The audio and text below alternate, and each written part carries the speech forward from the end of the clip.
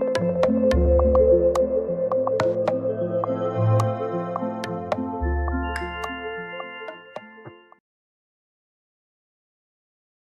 here for episode 7 of Netflix's Ultimatum. We start off this episode with, I think, Roxanne and Antonio, right? Mm-hmm. It's their first morning back together for everybody. So this is who it is. It's Antonio and Roxanne, and they hooked up last night, and he's bought her flowers now, and he's making her breakfast. She says something about the perfect watery eggs. I don't know what perfect and watery eggs have anything to do with each other, but okay, Roxanne, if that's what you like. Yeah, she likes some interesting things. She loves work, so She's so passionate for work. Speaking of work, MGK wants Roxanne to start working on saying I love you more. And I guess I didn't realize that she wasn't saying that. So I kind of started feeling really bad for MGK at that point. I'm like, man, she talks you and she won't even tell you she loves you. I know. And I feel bad here too, because she's also acting, even though MGK did all the nice things for her today, and he's like, I can do this all the time for you. She's acting like she hasn't really moved her position on marriage. And I think a lot of it is really just because like things ended badly with Alex. All of a sudden, she doesn't want to take his advice anymore, or she doesn't want to listen to him, because the whole time she was open to marriage when she was with Alex, and then things went left. And now all of a sudden she's like, yeah, my position hasn't really changed about marriage. I just think that that's BS. Like, it did change. Her and MGK can get on the same page thinking that married people are more reliable. I don't really know why she thinks that, but I mean, there are married serial killers. There are married men who cheat all the time. Yeah. I mean, the list is long for married men who do bad things. But there are single men who do bad things. There are single women who do bad things. There are married women who do bad things. It doesn't really matter for how somebody is as a person and their reliability. She thinks of only being married as something that could help her business-wise because it'll make her seem more reliable. That's just crazy to me. Well, all she does is look at anything from the lens of business. It's like, a marriage is a marriage. Maybe I'm old-fashioned, but aren't you supposed to marry somebody because you love them and you want to share your life with them, not your business with them, or your, like, yes, finances are involved, and it's like legal, the government's involved, but really, like, you're getting married because you love someone, you want to spend your life with them. It doesn't have anything to do with your business or how independent you can be or what you're going to be capable of in the future, as long as you marry someone who's on board with that. And I don't think anyone is more on board with Roxanne than Antonio. So moving on, we get a scene with Alex and Kat. They're having a conversation, I think, trying to talk a little bit more about their relationships from their trial marriages.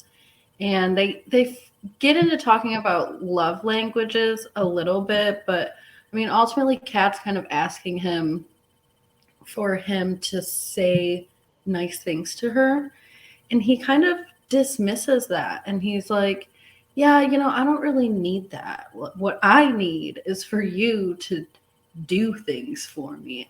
And it's like, you just told her love language is stupid, and then asked her to perform your love language as if it's not stupid because it's your idea. I thought that was such a weird conversation to have. They both should just be doing what each other's asking of them. It's not like they're asking for millions of dollars. They're asking to do and say nice things to each other. Like, this is really basic stuff, you guys. He does expect a lot from people, but he doesn't give himself that same expectation in return. I don't think the things that he's asking of Kat, he's doing on his own either. Kat is speaking up in this moment, just like he's asked her to do. Kat is asking for him to do something. Like, that's speaking up, that's being direct. And right away, he just shuts her down, and he's like, well, let me tell you about what I want. So why would she continue to do that in a relationship that she wants to be happy in, that's probably why she's so agreeable, and that's probably why it works for the two of them. But don't ask her to speak up more if you're just going to be like, well, never mind. Like, you're going to have to listen to her. And then we get on to Ryan and James, and they're on a date, their first date back with each other. Ryan's just talking about Trey at the beginning. She does. She lays it out for James and tells him that she's changed and he needs to take her seriously. Pretty much because she learned a lot from Trey. And she's just asking, you know, I want you to prioritize our relationship. And if you're not going to do that, then that's, you know, that's why we're here. We're on the ultimatum for a reason. So I don't know. Their date's kind of dry, it seems like, other than that. Then we go to Trey and Raya, who are getting closer on the couch, but Raya's upset because of him saying the night before that he was getting feelings for Ryan. Yeah, I feel bad for her. It's tough here because it seems like they don't talk a lot about their relationship. I think they said during this conversation that this is the first time that they've ever talked about specifics for the future, that most of the time it's just Trey saying, this is when I want to get married, this is how many kids I want to have, this is where I want to live, and he's never really asked her anything about that stuff. So she, for the first time, is really letting him know what it is that she wants in the relationship and what she wants in the next couple of years if they were to actually get engaged. And she wants to move to the city, and Trey is not having it. He is like, there's no plan here. We don't know what we're going to do. And so they find that they both do want to get married. They maybe do want to have some kids together, but the next couple of years looks really different for them. I think Raya should go live in the city. I think maybe this isn't the time to be thinking about getting engaged.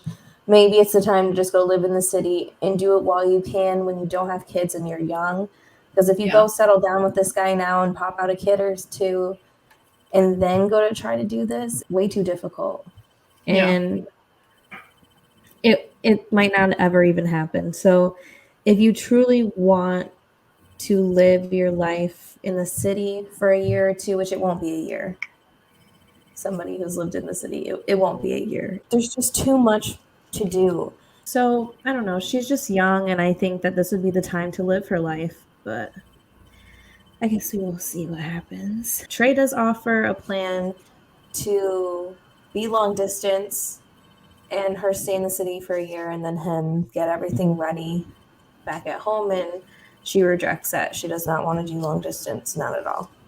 But it doesn't really make sense for him to leave his job and move to the city. Yeah, it's kind of a sticky situation. It doesn't seem like it's gonna work out to do either one of those things. And, you know, maybe Raya's kind of known this all along in the back of her head, that she wants to go to the city and it's not going to work for Trey that way. And so she just has, it seems like, just a decision really to make about what she's willing to change or compromise at this point about what she wants out of life. And yeah, I don't blame her for wanting to like take some time off. It doesn't sound like she's had like a college experience or an experience where she's been able to move away. And I think everybody needs to do that when they're young. So I do think it would be good for her to do that. Yeah. Then we go to Kat and Alex, and we see Kat is meeting up for what looks like a girls' night at first, but then eventually Alex does show up. But at first it's just Kat and her friends, and it's nice to see her with some friends that are like loud and outspoken and speak up for her, because they're really pumping her up. Like, you have all these things to offer. Like, you have to leave him if he doesn't, you know, ask you to marry him at the end of this, because that's what the goal is. That's what you're here for. And somebody at the end of the day will marry you. It was just funny because her friends, you can tell, are not a fan of Alex either. I know, they're actively talking about him as he walks up, and then they're like, "Oh, hey!" Like, it's such a girl thing to do, I guess. Like, "Oh, hi." Yeah, but this one friend, she was coming after him in her question. She wanted to know why him at this point, you know? Yeah, they definitely go in on him. They ask, like, you know, what more do you need? what have you learned from this process? He even says at one point, like, oh, these are good questions. Nobody's asked me, about this so far. So yeah, the friend is asking good questions, definitely asking him the tough questions, but he's again just buttoned up. He has nothing to say. He's not gonna obviously reveal where he's at. I don't think he really technically can, but he's not even really giving like a pinch. He's just quiet. But at the end of it, her friend openly says in her little confessional, she does not like Alex. She doesn't like Alex Yeah. one bit. So then we have, I think, Roxanne and Antonio. We catch back up with them, and we get the "I'm in a different league" conversation. It's funny because this scene starts off with her and her cat, and she's telling her cat, "Oh, I love you," and so sad. But MGK turns around and he thinks she's saying it to him, I think, at first, and he realizes she's not. So then he says, "I love you" to her, and she does not say it back. And he asks her why she's not saying it back, and she says, "Well, I'm not going to say something I don't mean." And that's like the first thing that flew out of her mouth before she could catch it. And then she's trying to backtrack it, but it's just, you can't unsay that. And I think that spoke volumes to me of where Roxanne is truly at with MGK. I think he picked up, on how big of a statement that was too. So he asks her pretty bluntly, like, "Can you just tell me what's going on?" And they go to sit down to have a conversation.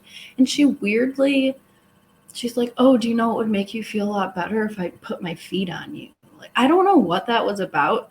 He made a weird face, obviously, because I think anybody would. That was just a strange thing to say. But she reacted back to him like, "Oh, you usually laugh at that." So I don't know if that's like an inside joke between the two of them or something that he just didn't want on camera. But I thought it was strange. I thought it was kind of like demeaning in a way. I don't know. Like, why are you going to put your feet all over him when you're trying to have, I don't know, maybe she was trying to reach out for emotional contact or something, but it just felt weird.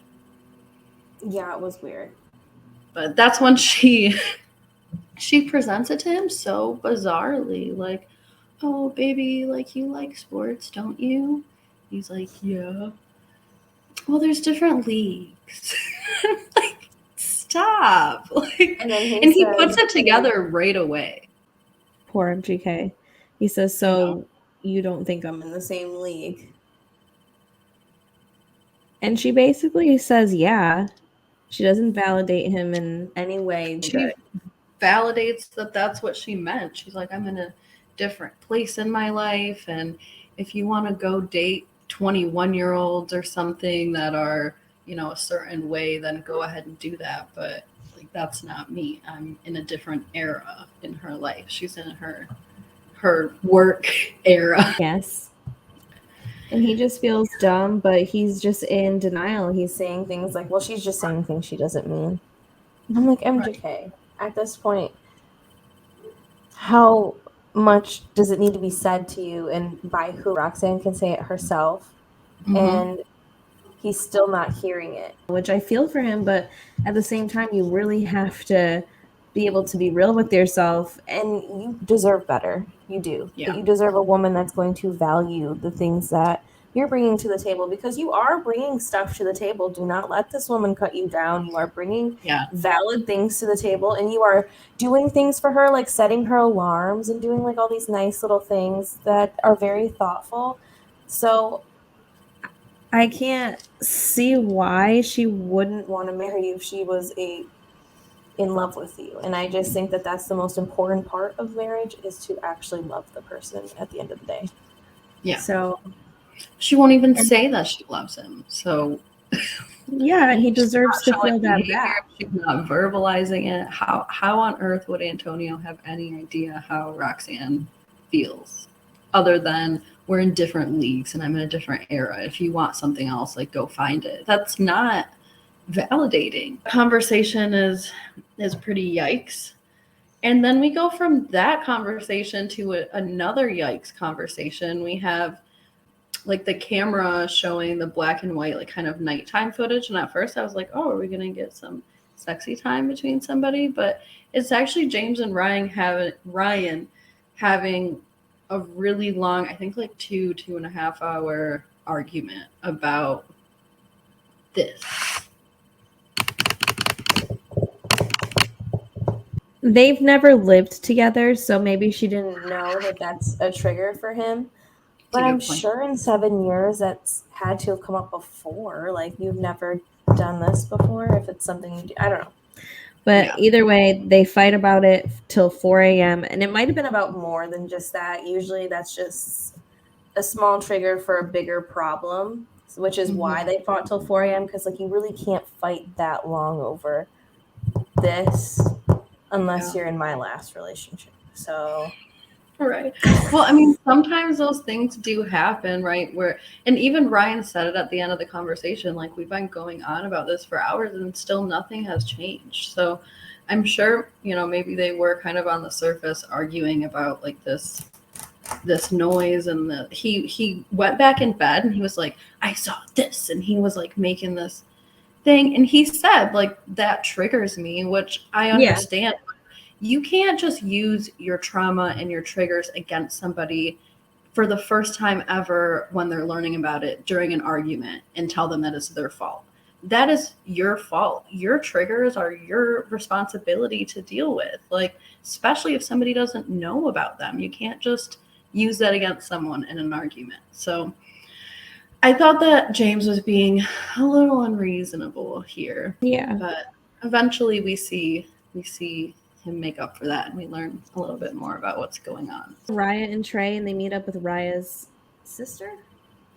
They do. We're at lunch with Raya's sister, with Raya and Trey, and they have a pretty interesting conversation here about sex and emotions, and I was dying because the sister was like, oh, so you guys talked everything through and everything's fine and he knows everything? And Raya's like, yeah, he knows everything. And she goes, so he knows you can't get wet? And I was like, what? Girl, my sister would never know that about me if that was you know what I mean? Like, I don't think I could ever let my sister know that about me if that was the case for me. There's no way. Because of things like this. Definitely. But you know what this says actually is, like, Raya can open up to people emotionally. She wanted to open up to James emotionally. She opens up to her sister emotionally about really vulnerable things, like difficulty with having sex with your boyfriend or your soon-to-be fiance. But her and Trey cannot seem to get this emotional connection. And I guess I assumed because they didn't have an emotional connection that they had a physical connection. And then here I am learning that their physical connection, like, what are they doing together? I just did not get it. And he says that she can pleasure him, but he can't pleasure her. So she's not getting that from him. And even the sister seems like she's surprised that they're even doing this trial marriage. She didn't even know that they were in love. Like, they said, like, casually, like, I love her. And she's like, what? You guys love each other? Like, they're on the ultimatum, for crying. Like, they're trying to get engaged so they can get married. I would hope that they love each other. So that was a weird meeting to me. Even Trey had to step out. He couldn't even take it. I will say, her sister did end up giving good advice towards the end after they got out of like the sexual conversation, and Trey was gone. She said like her biggest difficulty in their relationship at that moment was her getting over the fact that he had feelings for somebody else. And her sister gave good advice. She was like, you're going to have to just forgive him so that you can move on, because there's no way that they can have or even establish an emotional relationship before the next 5 days if she's mad at him or feels betrayed by him. And really, he did just do what he came there to do and what they agreed that they were going to do. Hopefully she takes her sister's advice. The last thing that we see is Ryan and James talking in the park, and he talks about the secret that he's been alluding to, basically that his parents were never there for him. His dad passed when he was very young, and with his mom being away, he started doing harmful things to himself and he never felt good enough. He felt like he was always being compared to his father. Yeah, Ryan's listening to this and she's crying and she's getting very emotional. You could tell she just really wants to be there for him and support him, and she just wishes he would have opened up to her a lot sooner. And I think that was good for James. I think he needed to have that moment with her to reassure himself that she's going to actually be there for him, because obviously he's used to people not being there for him 100% of the time. And I think it was really brave of James to open up about that on TV, knowing that it's televised in a global way, that this is what he went through and this is kind of his struggle. So I thought that was brave to do. And obviously, it was a really important moment for the two of them so that Ryan could make some more sense of maybe like his issues with commitment and why he's so closed off sometimes, and what happens when they're arguing. He kind of alluded a little bit. I hope they have more conversations about this, but he said, when we get into arguments, like that's kind of why I am the way that I am, because I deal with it sometimes like that. So It was sad though to hear that he struggled with those kinds of things, and that Ryan kind of, I don't think like took responsibility for it, but she felt bad because they've been together for so long and she had no idea. So I think she felt a little bit guilty about that. Yeah. So it was a beautiful moment, and that's how they ended that episode 7. That's pretty much it. See you next time, chit chatters. Bye. Bye.